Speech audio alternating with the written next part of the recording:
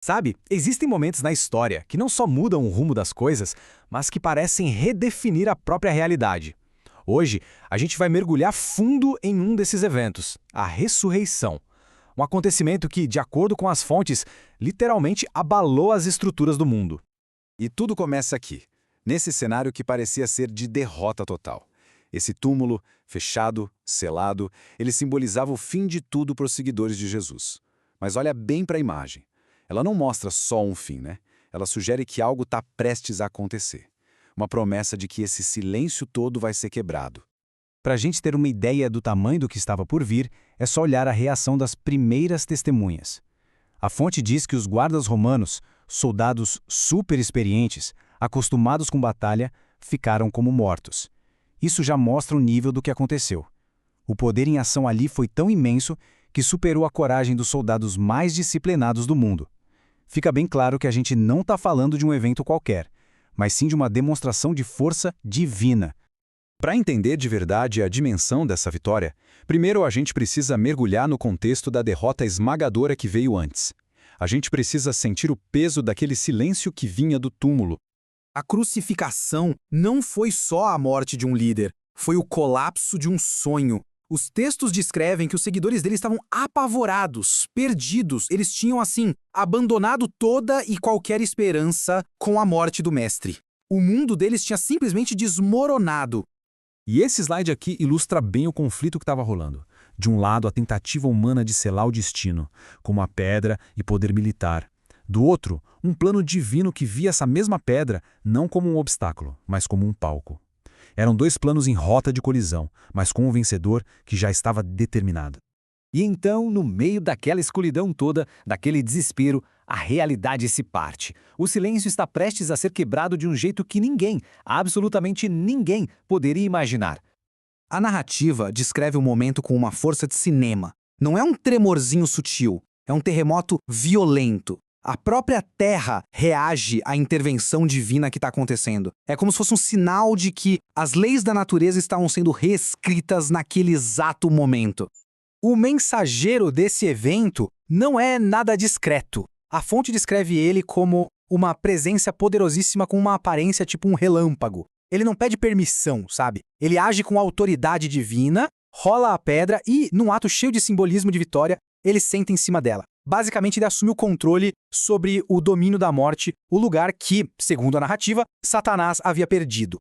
A terra tremeu, a pedra foi removida, o palco está montado para o clímax da história, para um momento que vai definir absolutamente tudo. E então, vem uma voz. Segundo a fonte, o anjo não só abre o caminho, ele entrega uma mensagem direta, um chamado do Pai para o Filho. É uma ordem que ecoa pela criação, um chamado de volta à vida.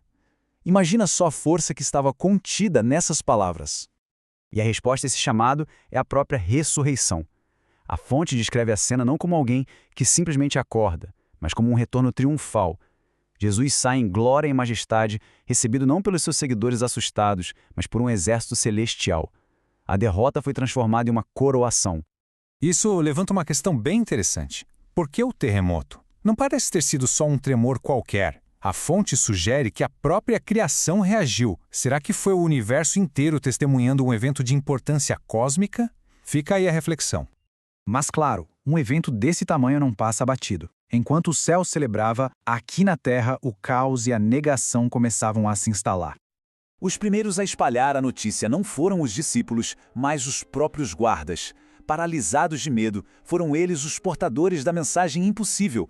O túmulo está vazio, e não foi por ação humana. Eles acabaram se tornando testemunhas involuntárias do milagre. A reação das autoridades foi rápida e bem calculada, como a gente vê nesse plano. Primeiro, ouviram o que aconteceu. Depois veio a decisão: subornar os soldados para eles mentirem. O ponto crucial aqui é que eles não tentaram negar o fato mais impossível de todos, que o túmulo estava vazio.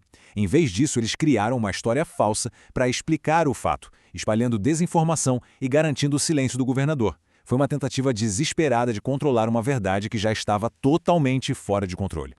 E aqui, um detalhe fascinante sobre as consequências. A fonte menciona que Pilatos, o governador romano que ouviu o relatório, mesmo sem fazer nada, ficou assombrado pelo evento. Isso sugere que a verdade, mesmo quando a gente tenta esconder, tem um poder que perturba a consciência. Então, deixando de lado a conspiração e a negação, qual é o significado real e duradouro desse evento? O que essa vitória sobre a morte representa de verdade? Bom, aqui está a ideia central. A ressurreição é apresentada não apenas como um milagre, mas como o grande ponto de virada da história. É a vitória final sobre o inimigo universal, a morte, e a prova de que o plano divino prevaleceu sobre todas as tentativas humanas de impedi-lo.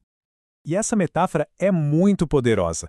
Ter a chave significa ter autoridade, controle, domínio.